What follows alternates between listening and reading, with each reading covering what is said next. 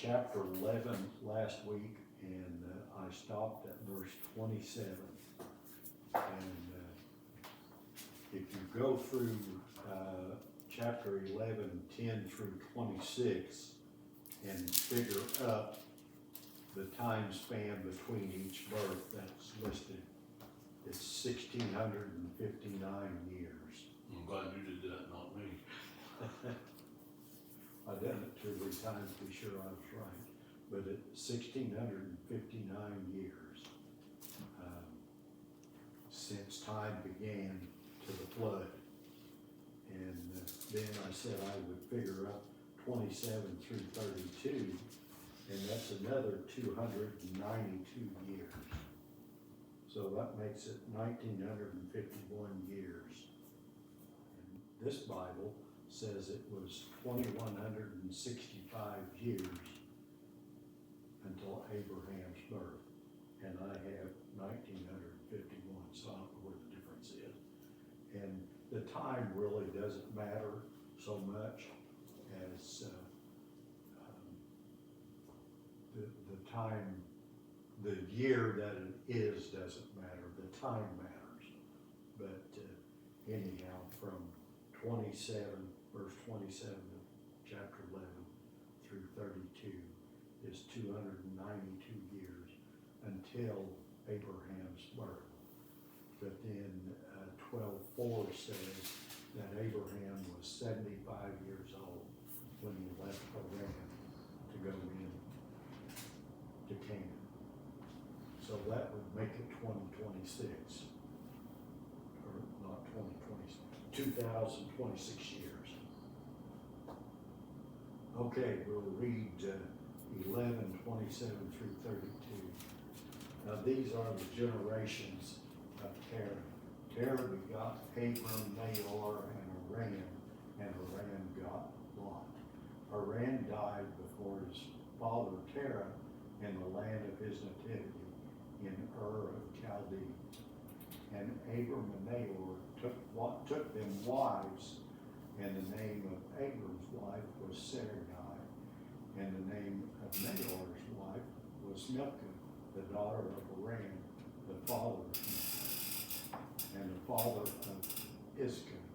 And I looked for Iscah again in the Bible and did not find his name listed again. So don't know a thing about him. But Sarai was barren, she had no children. And Terah took Abram, his son, Lot, the son of Haran, his son's son, and Sarai, his daughter-in-law, and his son Abram's wife, and they went forth with them from Ur the Chaldees to go into the land of Canaan. And they came to Haran and dwelt there. And the days of Terah was 205 years, and Terah died in Haran. And Haran is not on that map that I gave you, unless it's on the second page.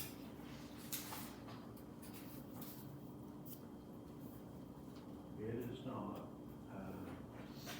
Haran, if you see Damascus on the second page of that map, it is north of Damascus. It's on the first page, Is it? up at the top, under Hurrians. Oh, yeah. Oh, okay, yeah, I missed it. So, that is actually in Syria, is the country it's in. But you can look on the second page and see that it's in Syria. But what I want to know is, who is Terah? Why did God choose Abram? Why did Lot go with him when he said, get away from thy family, thy father's house and family? So who was Terah? Abram's father, of course. Is that the only time he's mentioned? Says he only lived 70 years, which in the verse 26, which, No, he lived 70 years and he begat Abram, oh, after he lived 70, Yeah. okay. and then he lived to be 205 Okay. in verse 32. Okay, never mind. Oh, Okay. yeah, okay. Were they believers? Did they believe in God? Does anybody know anything about them? I sure don't. I mean, Turn to Joshua 24. I don't think, um, Joshua chapter 24. not a common name that we talk, No. like Abraham's, like, somebody asks you to name a biblical character and so.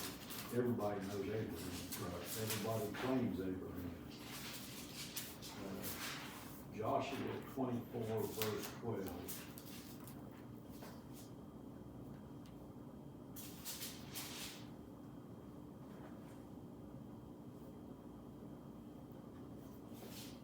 And I've written down the wrong verse. It's in Joshua 24 somewhere. No, it's 2. Joshua 24 verse 2. And Joshua said unto all the people, thus says the Lord God of Israel, for your fathers dwelt on the other side of the flood. That's on the other side of the Euphrates River is what that means. In old times, even Terah, the father of Abram, and the father of Nahor, and they served other gods. They were not believers in God. They were idol worshipers. And back, what's it been, going on 7 years ago, when we studied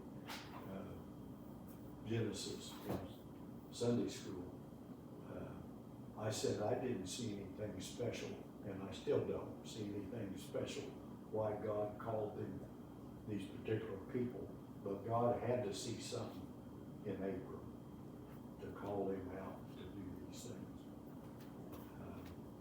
Were they Jews?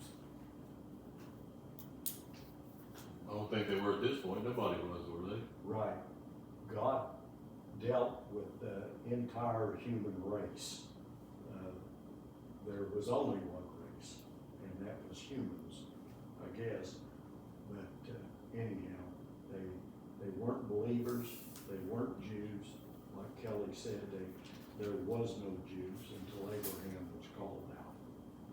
What I find interesting about the whole thing is that these, we're talking about actual places, and their history's so much longer that in the United States we celebrate having 200 years of independence, or now 250 or whatever. And these Right. people are like, you're just talking, thousands of years. Yeah. I mean, just crazy. You can't, well, I know people go to Europe because they see these thousands of years and what they've built over that time. But that part amazes me that we're still talking about actual places. Yep. And when I was in Turkey and went to the 7 churches, they were really big in irrigation.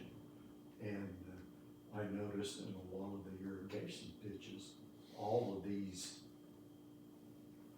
remains of buildings, early churches, early temples, and they just use them to shore up the dam, so to speak, and to irrigate. I mean, it didn't mean anything to them. A short timeline. This is Adam at the beginning, and then the flood is at 1600, what did I say, 1659. And then we talked about the Tower of Babel last week. That was about 200 years after the flood.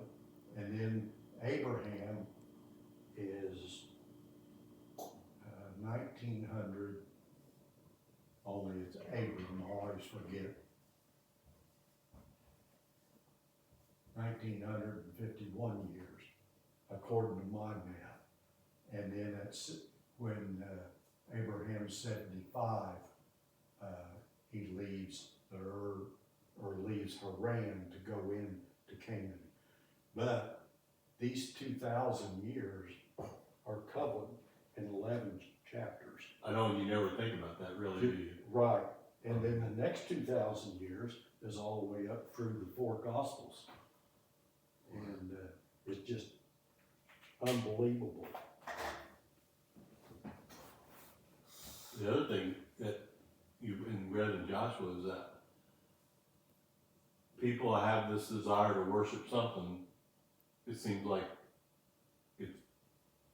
it's innate, whether it's a pagan god or the one true God. It is. And that's interesting to me too. And Maybe not so much anymore. I don't know. I guess they're worshiping something besides gods, I guess. Or and there's no record from Shem all the years up through history of there being any believers at this time. You know, as far as we know and what history tells, they're idol worshipers. well, I mean, you have Noah in there, I guess. Well, yeah, no, Shem after Noah. Okay. So Noah, Shem, Ham, and Japheth. So Okay. even after the flood, people didn't get well. That- Noah's family apparently didn't. Right. So It didn't take for them either. it's, there's a lot to think about, but it's all covered in 11 chapters. Okay, questions or anything before we start chapter 12?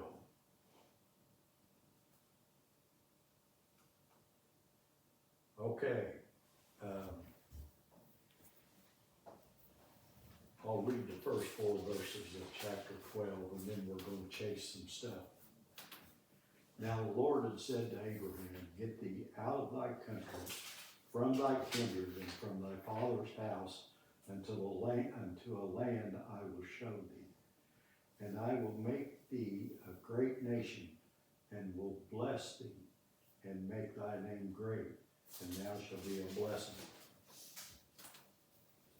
And I will bless them that bless you, and curse him that curses thee. In thee shall all the families of the earth be blessed.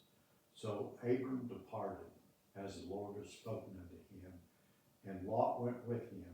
And Abram was 75 years old when he departed out of Haran. And that's verse 2 and 3 is the Abrahamic covenant. And I probably said the same thing 6 or 7 years ago, but if you don't understand the Abrahamic covenant, you will struggle understanding a lot of the Bible, because so much of this is prophecy and is fulfilled throughout the Bible. And if you don't know who it's written about, who it's written to, the time period, then it's hard. I said when we started this study, if you don't understand the beginning, you can't understand the middle and the end right. So that's why we started where we're at the beginning. And what I want to chase tonight, the first thing that's mentioned is mentioned in verse 1 of chapter 12, and that's the land. But God says he's going to make Abraham a great nation. To be a nation, whether it's great or not, what do you have to be a nation?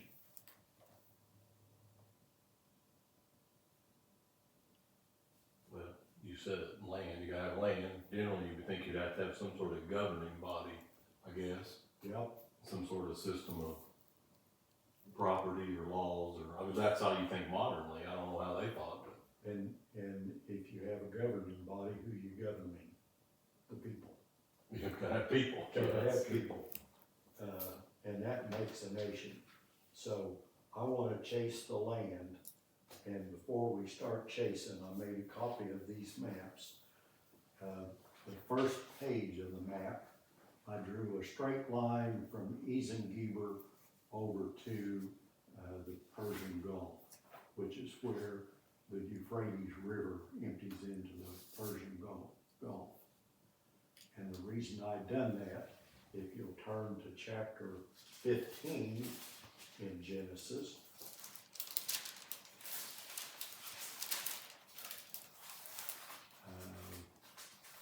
verse 18.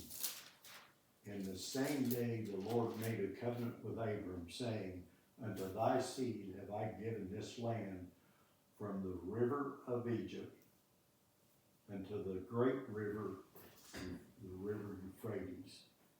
And then it goes through all the people that this takes in. That's the Kenites, the Kenizzites, the Canaanites, the Hittites, the Perizzites, the Rephaims, the Amorites, the Canaanites, the Girgashites, and the Jebusites. And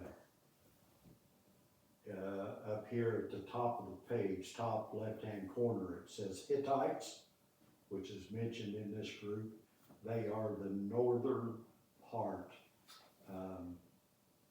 where the Euphrates River comes up, and it has Hamath and Ugarit. Anyhow, in that area is where the Hittites were. And then all these other people groups were south mostly. And it goes all the way over to the Euphrates River. And if you go over to the left below Canaan, it has Gaza down to Ezen-Geber. That's today's land boundary of Israel. I don't think it goes over to it says the river of Egypt. I don't think that's the Nile. There's a river bed that is silted in east of the Nile. In fact, if you look at the second page of the map, you have Gaza, and you go over to the Suez Canal that joins the Mediterranean to the Red Sea. That's basically where that river was in that area. So I think the Sinai Peninsula and that area over to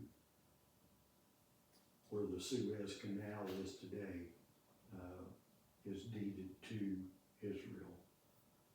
And the reason I have the first map and the second map separated, the first map is just open territory, but the second map shows you the countries that it takes in. And it takes in all of Jordan and half of Iraq, 3/4 of Syria, all of Lebanon, and it says to the river Euphrates. Does it go any farther? I don't know. That's not what it says. And the north boundary, there it has Mesopotamia, and that border above it over to the Mediterranean Sea is actually the southern border of Turkey. So it goes all the way up to Turkey. So you're saying that's what he gave to Abraham, or was That's- promised him? Yep, that's what he promised him. Interesting. Has the Jews or the Israelites ever inhabited all this land? I don't think so. Not to my knowledge. They have not. The largest area that they governed was under King David and King Solomon. And it did, let's see, I have a map in my Bible that shows that.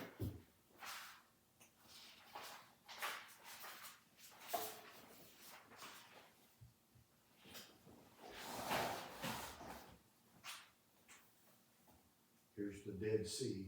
This is Jordan on this side, and then comes up to Syria and over anyhow, King David and Solomon ruled that area.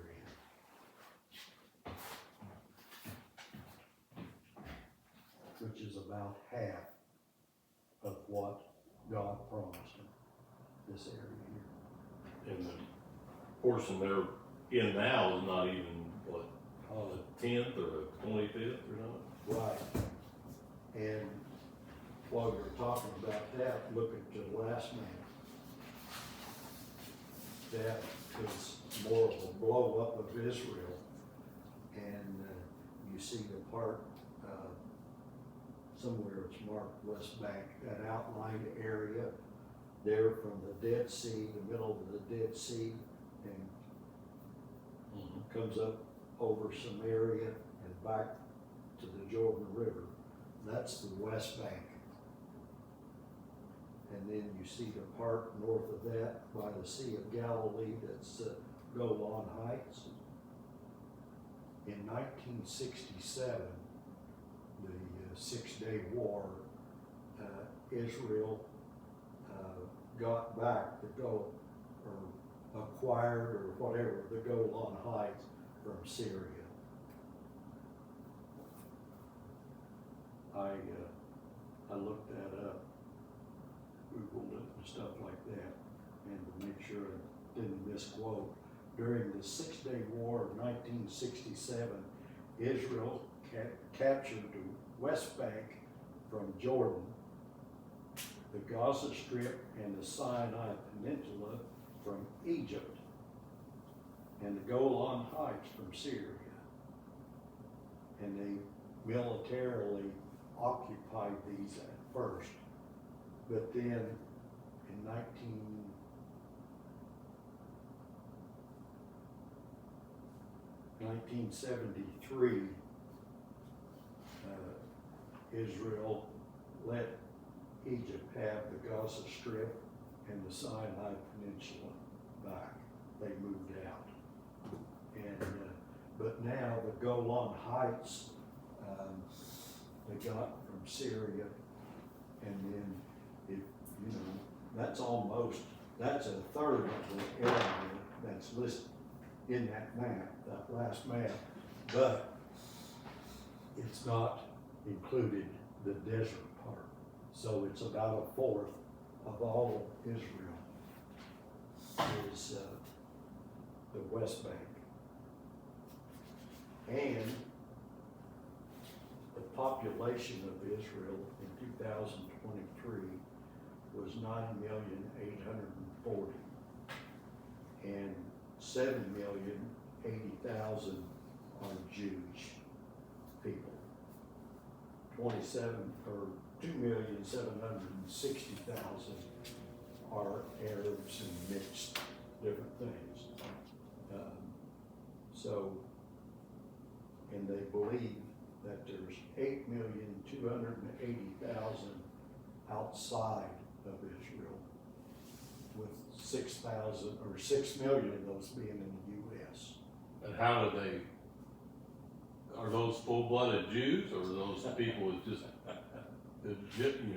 some Jewish heritage, or how, I wonder how they define that. Because when they move out, like here, you see in this country, when they move to this country, then they intermarry, and then their kids may or may not be raised Jews. Well, Even though they may be half Jewish or quarter Jewish or whatever portion of Jew they are.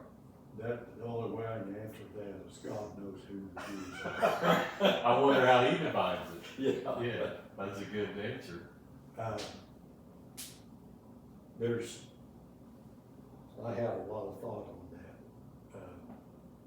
And Bible verses, I think, to back it up. Maybe get a little bit off course, but in Zechariah,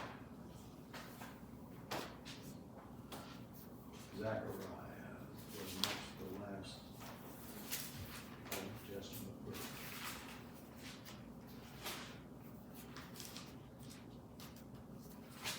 Well, it makes sense that God would know, right? Who else would know? Let's see.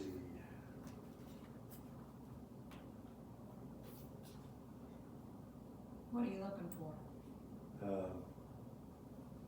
It tells, oh, chapter 8, but maybe it's not. It tells,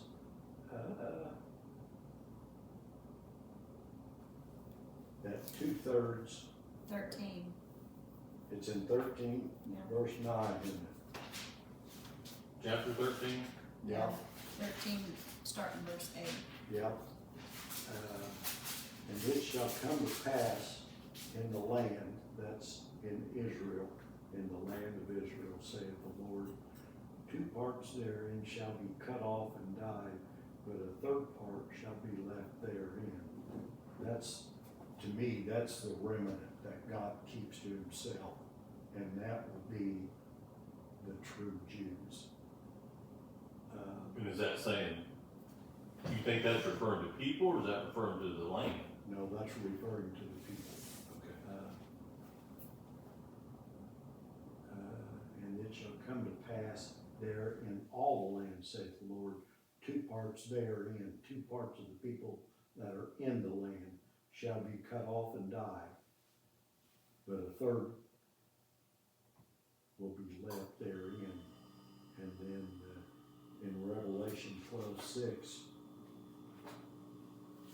I ain't planning on doing this, Kelly. That's all right. All right. That's okay. You go back to land if you I want. don't mind, I love to study this stuff.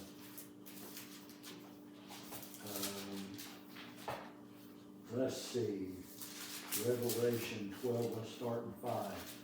And she brought forth a man-child who was to rule all the nations with a rod of iron. That's talking about Christ. And her child was caught up into God. That's when he come to earth, and they crucified him. He went back to God and to his throne.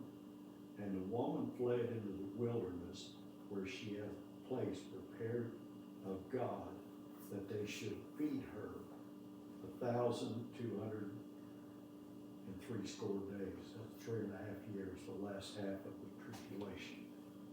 And that's the Jews that will be saved through the tribulation period. Because the woman is Israel. Pardon? The woman is Israel. Right, yes, I'm glad you pointed that out. I leave out a lot. I know what I'm thinking, I just don't tell anybody. Anyhow, we'll go ahead and look further at chapter 15, but, and look more at the land.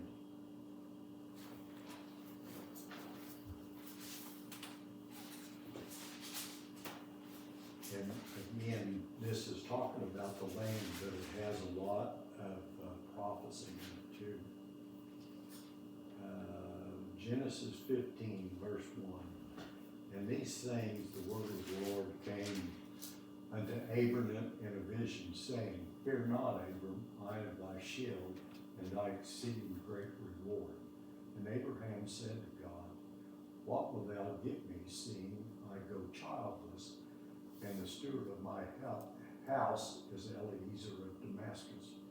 And Abram said, Behold, to me thou hast given no seed, and lo, one born in my house is my heir. That was the custom of the day. If you don't have a child, then the first son born of your slaves or whatever can become your heir. And behold, the word of the Lord came unto him, saying, This shall not be thy heir, but he that cometh forth out of thine own bowels shall be thy heir. And he brought him forth abroad, he took him outside and said, Look now towards the heavens, and tell me the stars, if thou art able to number them. And he said unto him, So shall your seed be. And he believed in the Lord, and he counted unto him as righteousness. Remember reading that in Romans 4, verses 1 through 5, talked about Abraham's faith was counted unto him as righteousness. And he said unto him, I am the Lord that brought thee out of the Ur of Chaldees give thee this land to inherit it. And Abraham's like me and most other people, he wants proof. I want to know what's happening. And he said, Lord God, whereby shall I know that I shall inherit it? And he said unto him, take me a heifer of 3 years old, and a she-goat of 3 years old, and a ram of 3 years old, a turtle dove, and a young pigeon. And he took unto him all these, and divided them in the midst, and laid each piece one against the other. But the birds divided he not. And this is the custom of the day, the way you deed property. They would divide these animals and leave a walkway between them. And the ones that are buying the land or making a contract would walk between them, signifying, if I break this contract or this land deed, then I should be cut up like these animals. That seems a little different to me, but they Didn't have a lot of pen and papers, I guess. that's right. They done it with blood. Okay, verse 11. And when the fowls came down upon the carcasses, that would have been vultures or crows or what have you, to eat them, Abraham drove them off because he knew these carcasses were important.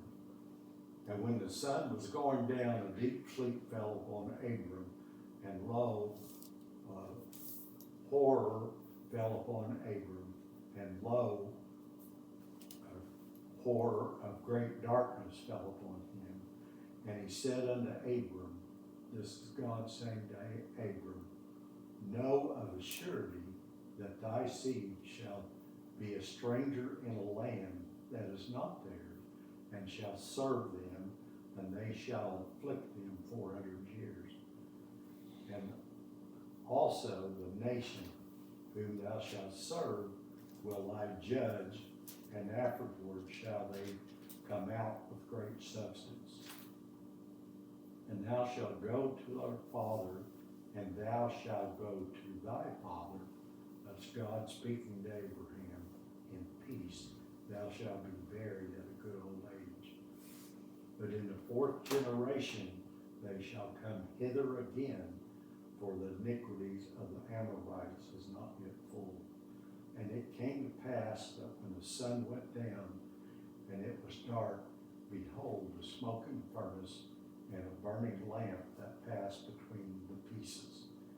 And in the same day the Lord made a covenant with Abraham, saying, unto thy seed have I given this land, from the river of Egypt unto the great river Euphrates.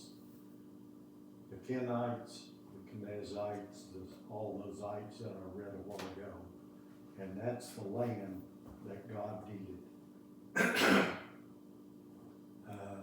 When God makes a covenant, man can break it, but he can't do away with it. This covenant God made with Abraham's seed, that they would inherit this land. That covenant is still there today. And that's what all the trouble in the Middle East is over, is this real estate that we have outlined here. So then, when they crossed over into the promised land, you know, that we read about and talk about, and teach about, what's happening then? I mean, because they cross over the Jordan, right? Right. Take the Ark of the Covenant over. Yeah. They come in from the east, and the last map you can see the Jordan River, the Sea of Galilee, and the Dead Sea.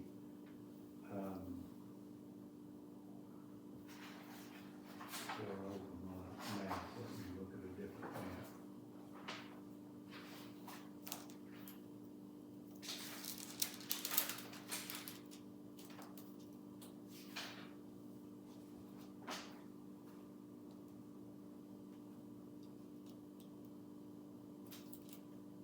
Okay, when,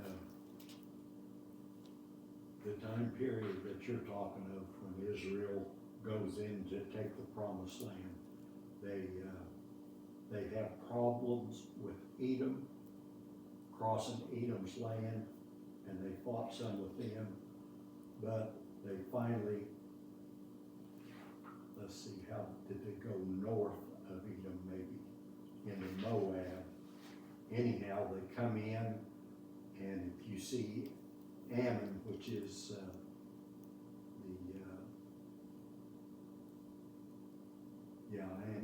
Ammon, there's, that is the, capital of Jordan, is what we call it. Anyhow, they come in that area and crossed in, and, the tribe of Gad settled on the west side of the Jordan. They did have part of the land in, but most of the Israelites went on across the Jordan and settled all the way up north of Galilee, the Sea of Galilee, all the way up to the very tip to Dan. That's the tribe of Dan, where they settled in the northern part of Israel. And so, to this point, Israel's never occupied all the land that God promised Abraham. Right. And tell me again where the northern border of that is. I mean, I see where you've drawn the line between Ezion, Geber, and the Euphrates, but where's the northern border of that? You said it was up by the Hurrians, I guess. Yes.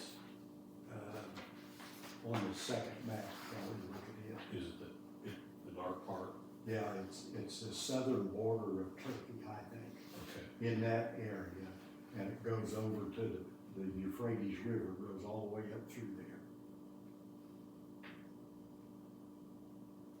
So you may be getting to this, but so do you think that's gonna happen before the second coming, or is that gonna be fulfilled during the millennium, or can you, that's a big question, I know, but. I think it'll be fulfilled in the millennium. I see. They have never occupied this land, and they're not anywhere as close today. Like you said, the widest part of Israel is 70 miles, and the length is 180 miles. It's smaller than New Jersey. And you're telling me pretty much everything south of, like, that line there is desert land? Yeah. It's not even inhabited, right? It's, all the way down through here is desert. I mean, there's, over here on the coast, there's, I'm not seeing the names. No, it's north. Ashdod. Anyhow, there's some towns and small stuff down through here. And then when you get down to the Red Sea, there's, a lot, or that's where Ezen Geber's at. And, there's some, anyhow, they're building all this up, and they're making more of it habitable, and And the reason it's not habitable for the most part is because it's just desert, yeah, no water, you know. it doesn't get much rain, and then when it does rain, it actually floods that part down there. When we were in Israel, was it the first or second time, it was the second time, remember that big rain? Anyhow, there was some kind of army activity going on down here,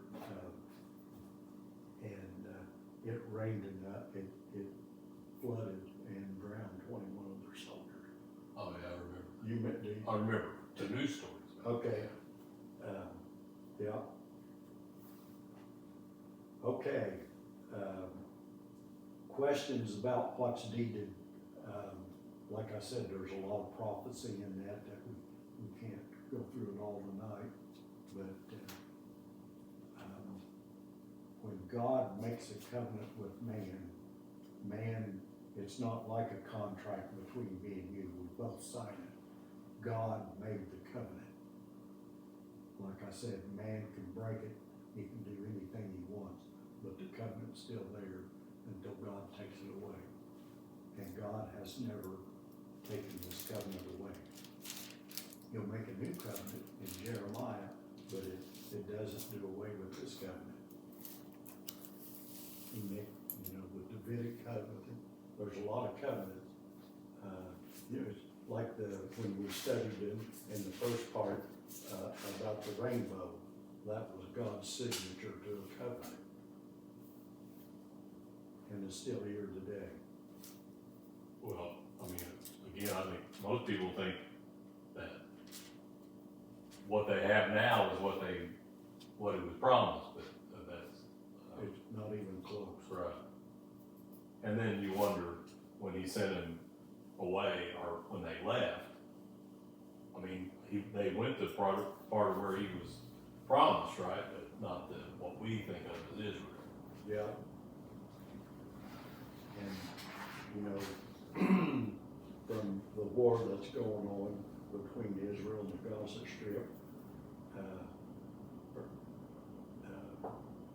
and all the stuff that was going on in the West Bank during this, you can kind of understand and know where it's at.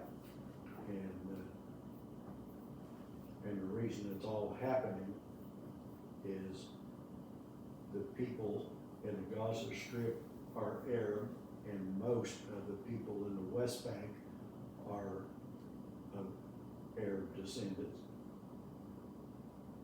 And when Israel took the West Bank from Jordan in 1967, they also got the Arab people living there. And the first time we were over there, in the news, it was showing how Israel was being so mean to the Arabs. They were burning their camps and destroying where they lived and all this stuff. Well, that's some of that news. That was wrong. What they were doing, Israel provides schools for the Arabs. They were building schools, and these places that they were burning was slum areas where the Arab, and they built the Arabs home, built them schools and everything. And then in America, they said, well, they're being mean, they're burning all that. But the Arabs that are in the West Bank are better off than the Arabs in Gaza Strip or in Jordan. They have better schooling, better hospitals, everything is better, but still they're Arabs and they're rebelling against the Jews.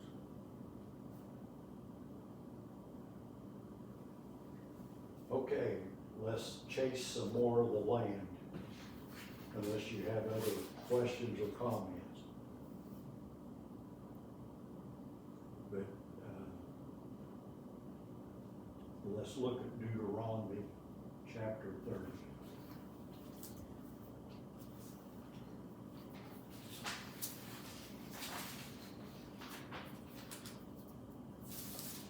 You got something there, Kelly? No, I was just trying to figure out in my head where the land was laid out. Go ahead. Deuteronomy chapter 30, verses,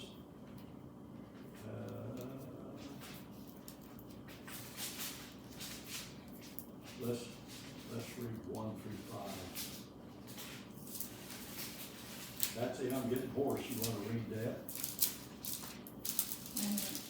Okay, sorry, I caught you, didn't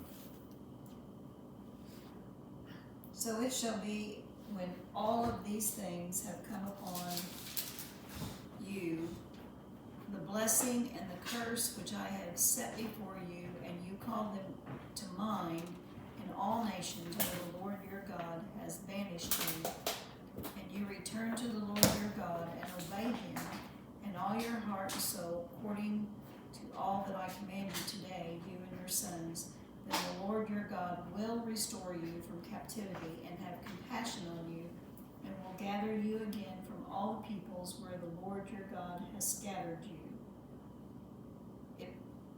Through what verse? 5. If your outcasts are at the ends of the earth, from there the Lord your God will gather you, and from there he will bring you back. The Lord your God will bring you into the land which your fathers possessed, and you shall possess it, and he will prosper you and multiply you more than your fathers. Thank you. So, verse 5 says, he'll bring them back into the land. But who scattered them?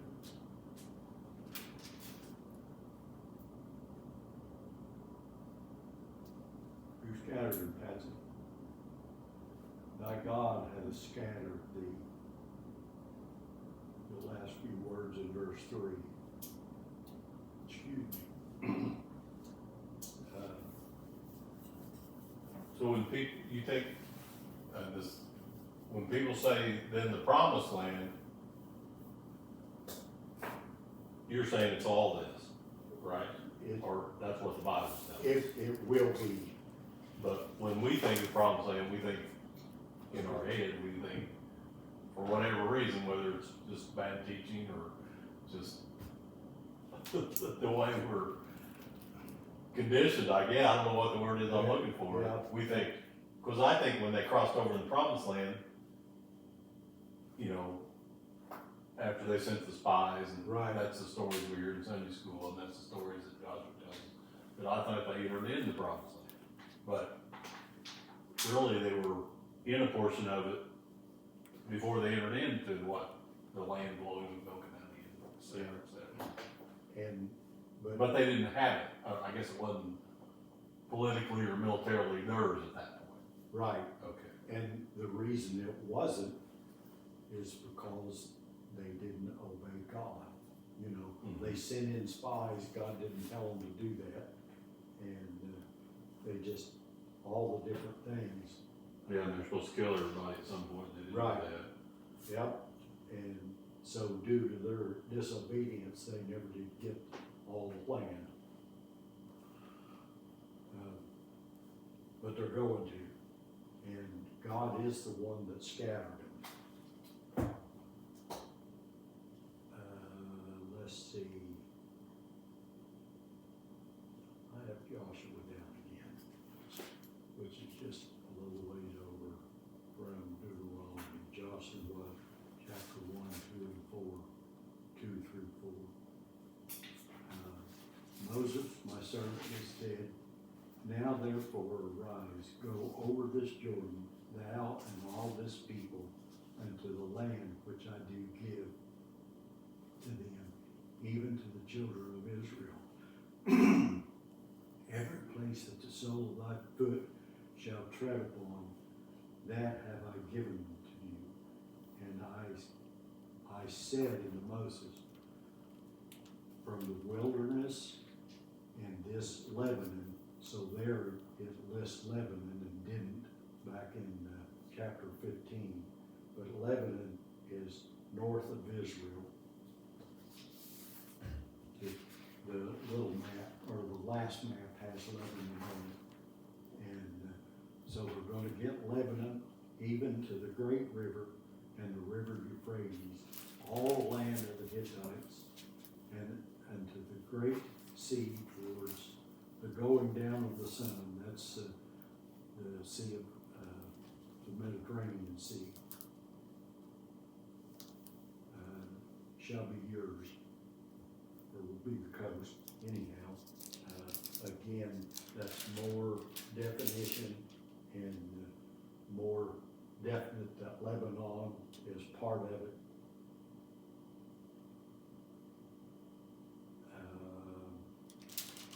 Questions about that? So what portion do you think they occupy, or the Jewish people They have today as their land or their country? today, Yeah, what portion? I mean, I'm not asking you to be exact, but well, all they inhabit today is Israel. They don't, unless you're talking about this day and time. No, I mean, like, what portion of the promised land do you think they have today? Makes up Israel. Just Israel, that's it. But is that a quarter, or is that Oh, I see what you a mean. tenth, or is Yeah, that? like you said, that's just a small sliver of it. Well, you said it's the size of New Jersey, and Right. I mean, this looks like the size of maybe, I don't know, Texas. Or, Yeah. you know, certainly a lot bigger than Yes, New Jersey. yeah. And during the reign of David and Solomon, they did inherit up into Lebanon, maybe even all of it, and most of Jordan.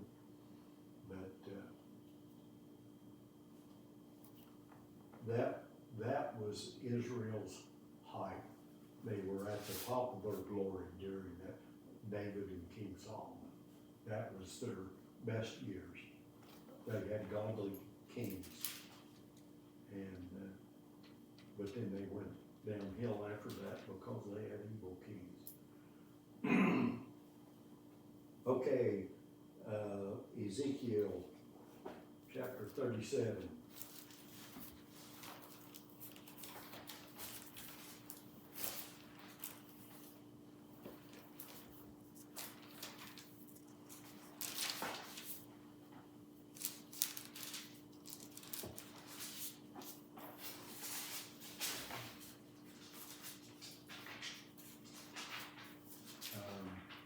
This is a well-known part of prophecy, talking about the dry bones. You know, there's a song about the bones. There's something unique about Ezekiel, though. He is writing to the Jews, but he writes outside the country. There's 3 books of the Bible that are written outside the country, and they're all 3 written in symbolism. And that's Ezekiel, Daniel, and Revelation. And they're written in symbolism. And these bones are symbolizing the children of Israel, the Jews.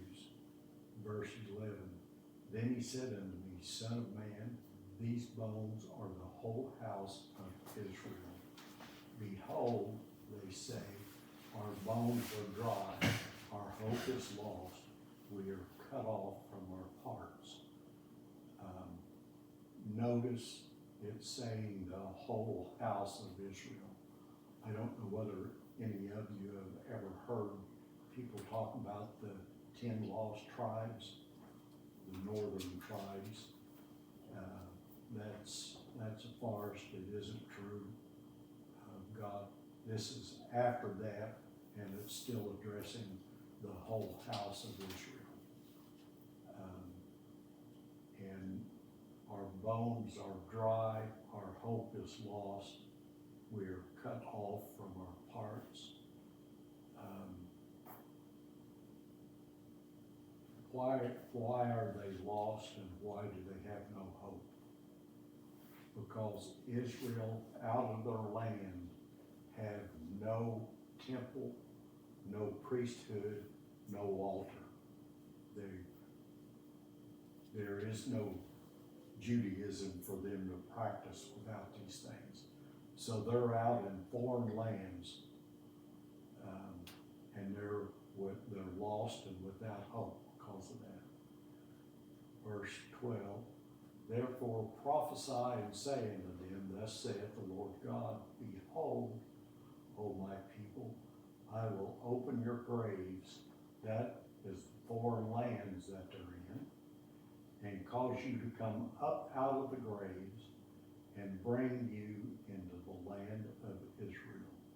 He'll bring them back to the promised land. Whether that's talking about just Israel as the state we know it today, or the whole land that he has promised them, I'm not sure. Most likely just Israel the state, because they've gone downhill far enough that God scattered them into the entire world. And again in verse 14, and shall put my spirit in you, and you shall live, and I shall place you in your own land. So God's covenant with Abram is still alive, and Ezekiel, I think, prophesies, what, 450 to 500 years before Christ. So they've gone a long ways. And I just noticed over in verse 21, the last sentence, and it says, and bring them into their own land, and I will make them one nation in the land upon the mountains of Israel, and one king shall be their king to them all. That's the government that you were talking of, Kelly. They had to have a government. Okay, any questions about the dry bone? I kind of cut it short. But all that is about Israel being out of their land, and God is the one that drove them out because of their disobedience. And but he's prophesying bringing them back, and I don't know, I remember 2003 to 2005, a news thing, and I wasn't studying about the Jews then, but in that time period, the Jews were coming back home. Most of them are home, except the ones in the U.S. They have it too good, they don't want to leave. But in 2003 to 2005, the Israeli Air Force flew 14,000 Jews out of North Africa in a 35 or 6 hour period of time. Can you imagine bringing that many people into a small area? They have to have jobs, place to live, food to eat. That happens along our border, apparently. Yep. But the Jews, there's hardly a Jew left in Russia, and there used to be millions of them there. Because they have incentive to go home, like you said, because they don't have it like the Jews here in America have.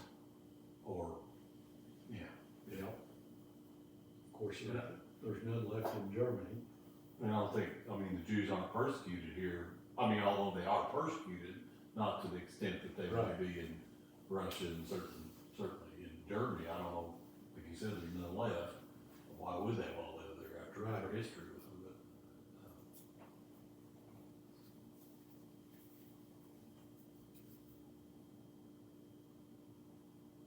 Okay, no questions about the dry bones. We'll go to Jeremiah 23. Back up a little bit.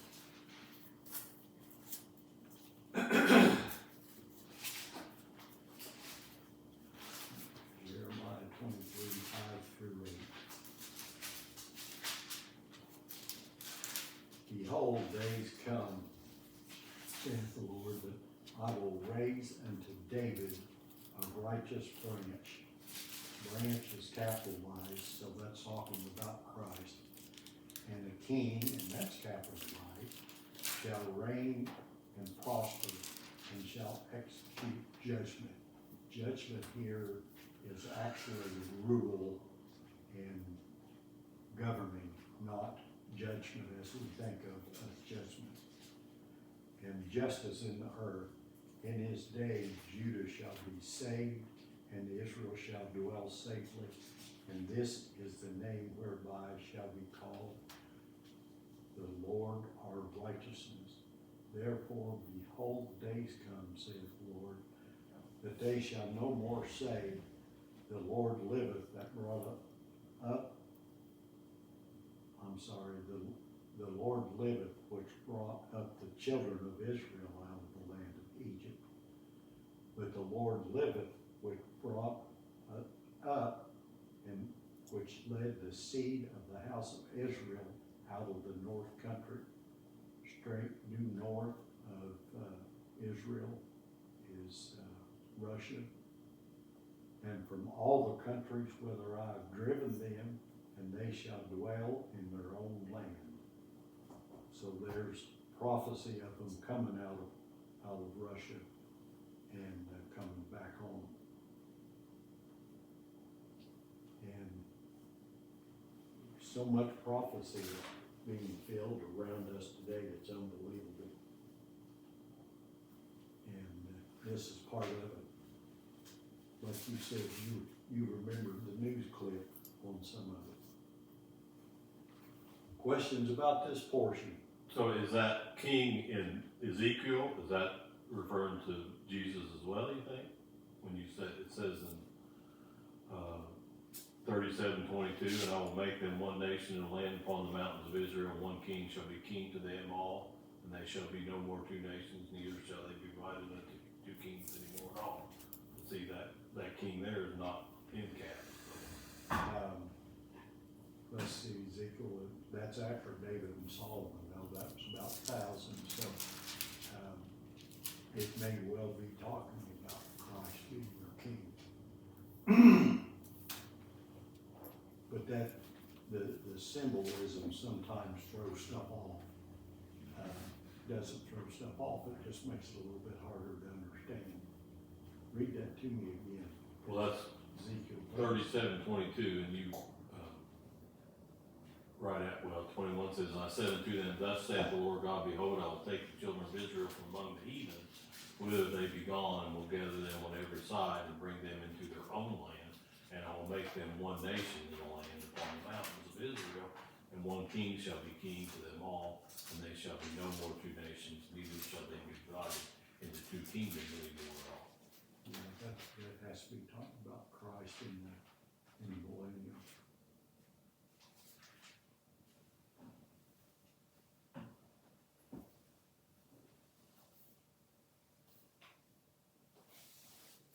That's a good question.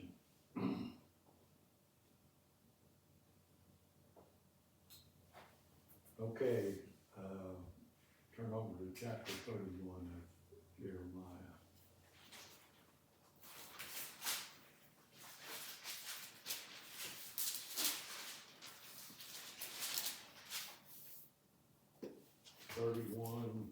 Verse 31.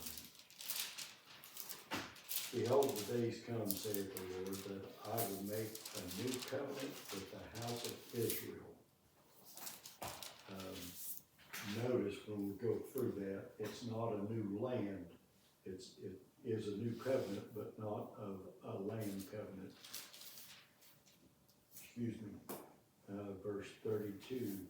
Not according to the covenant I made with their fathers in the day that I took them by the hand and bring them out of the land of Egypt, which my covenant, this is by the way, they did break it, although I was a husband unto them, saith the Lord. But this shall be the covenant that I will make with the house of Israel. After those days, saith the Lord, I will put my law in their inward parts. I will write it in their hearts, and will be their God, and they shall be my people. Where did he write the first? This is speaking of the law, which the original law was the 10 Commandments. What was the 10 Commandments written on first? Stone. Tablets of stone. And that didn't work very well. So now he's going to write it on their hearts. Verse 34, and they shall teach no more every man his neighbor and every man his brother, saying, know the Lord, for they shall all know me, from the least of them to the greatest of them, saith the Lord. And I will forgive their iniquities, and I will remember their sins no more.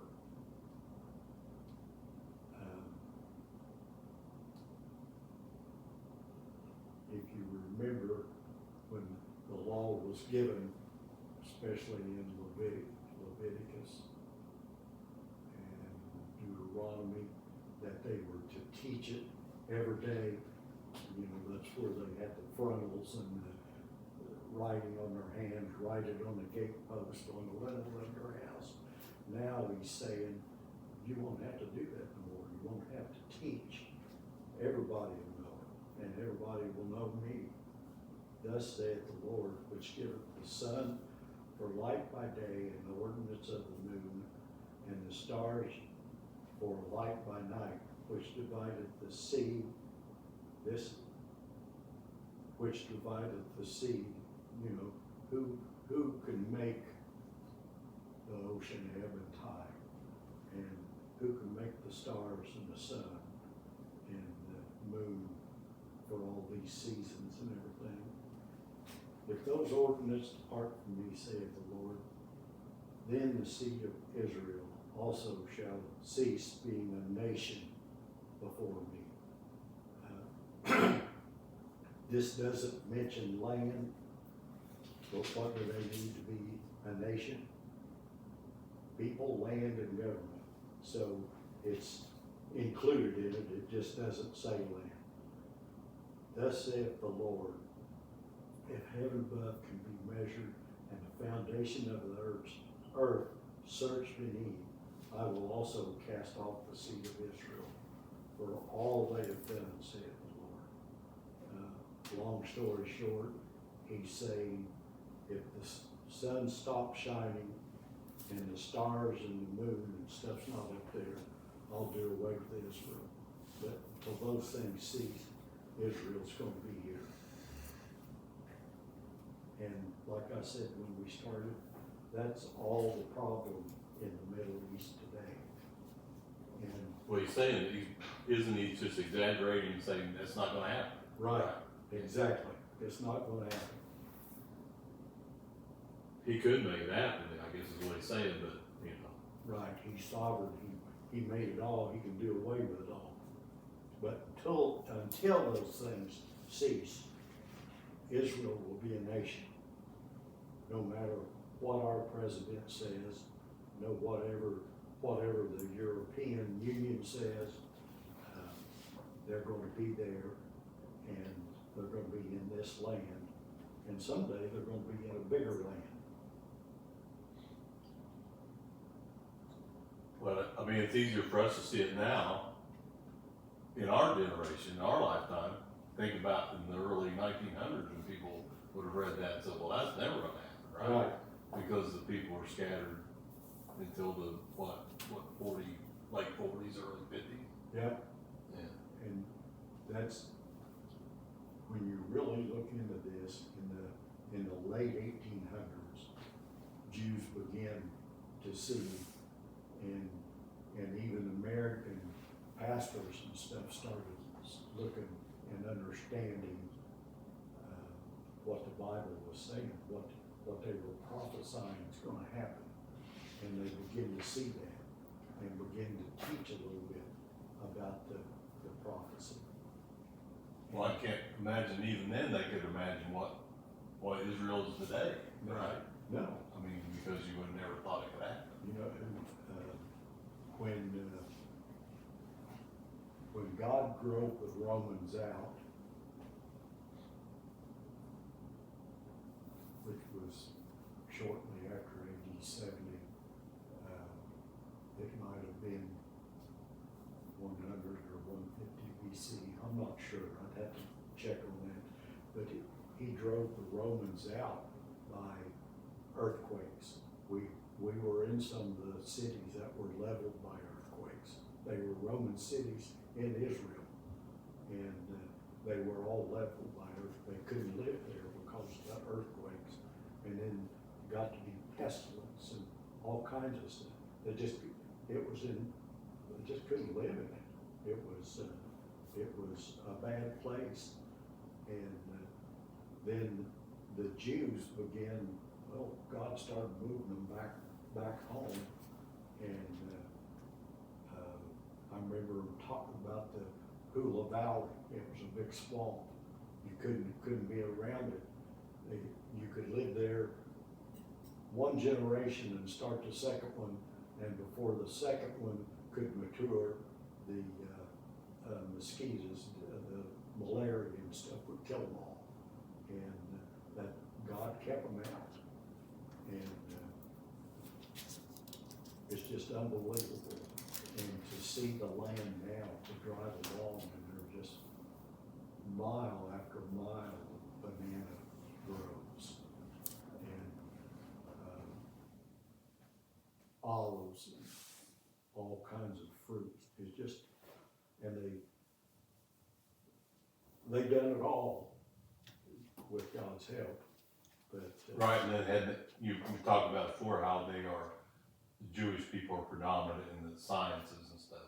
Well, that's because God blessed them with that knowledge, and Exactly. they can do that to the land too, because Yep. God's blessed that as well, because those other people, as you're saying, couldn't do that with that land. Yep.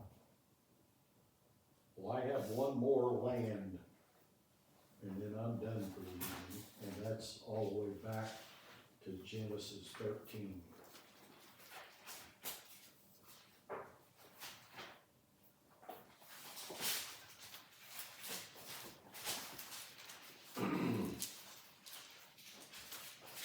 Don't remember how much of that I want to read.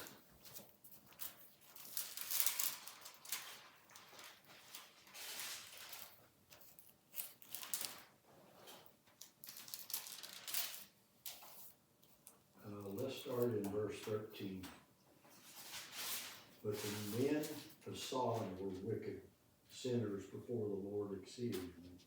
And the Lord said unto Abram, after Lot was separated from him, lift up now thine eyes, and look from this place where thou art. Look northward, southward, eastward, and westward.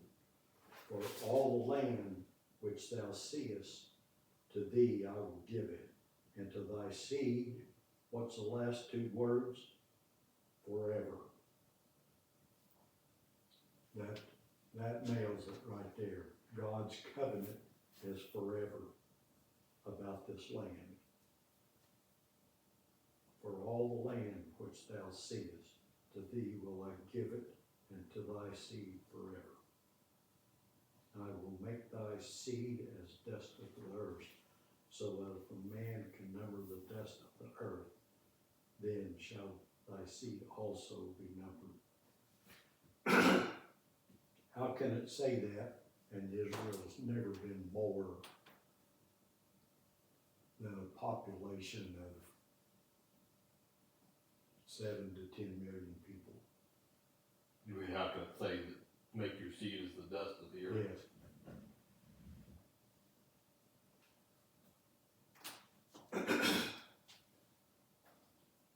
They've never been many, but it's been a lot of years. And there's been that many every year. So there's been a lot of people. But then in chapter 15, he tells Abram to go out and look up and look at the stars. And thy seed shall be that great as the number of the stars. But Abraham, and not under God's plan, is the father of theirs through Ishmael. So he's the father of a lot of people. And but Do you think that includes us by the grafting in, or no? Yeah, by grafting in what that Romans. I mean, I know that's a whole separate Yeah. situation from the land you're talking about.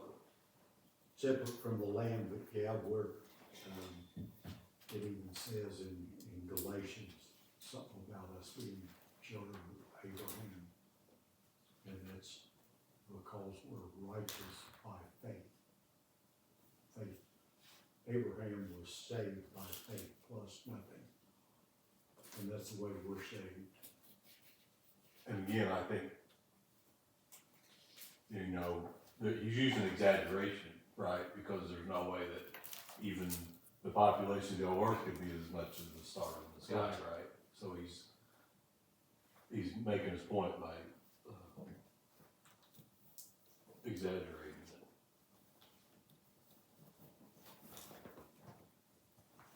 But that verse 15, for thy seed forever, that,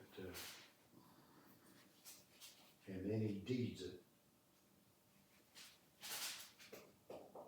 And again, that must have been hard for people to see, especially during the Second World War, you know, when Hitler tried to wipe them off the face of the earth. And Yeah. who knows what their numbers were down to then. I mean, I don't know how big a dent he made in them, but sometimes I think of that and it's just hard for me to believe that happened in like my dad's lifetime, right? That's just right. amazing to me. And That humanity let him get away with it for as long as he got away with it. That's what I was getting ready to say. And, you know, how many years did it take before the world got involved? I know, it's just like mind-boggling, really.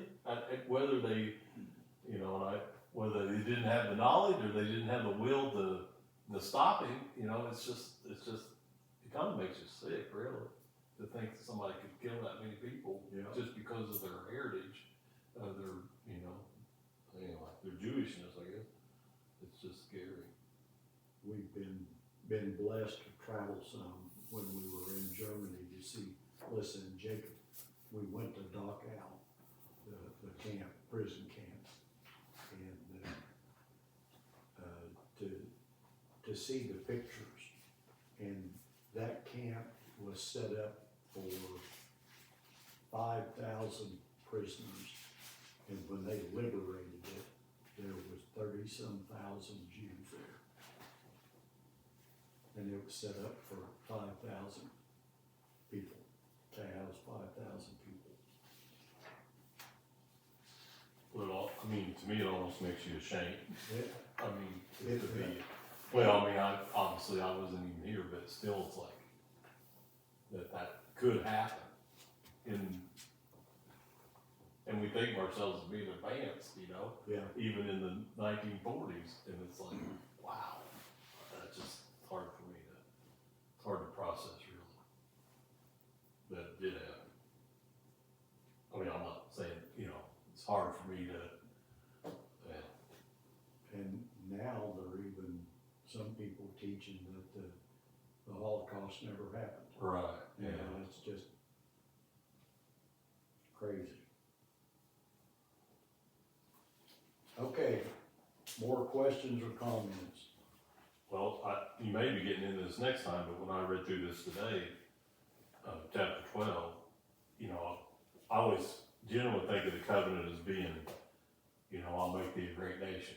But there's other promises here that sometimes seems like we not skip over, but we don't give as much weight to or as much talk about as much because we think of that, you know, the land and the nation and the Yeah. people, and we don't think as much about the other things that he promises Abraham there, or Abram there, in that few verses of first part of 12.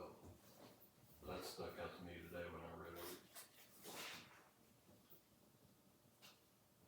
Well, next time, we're gonna study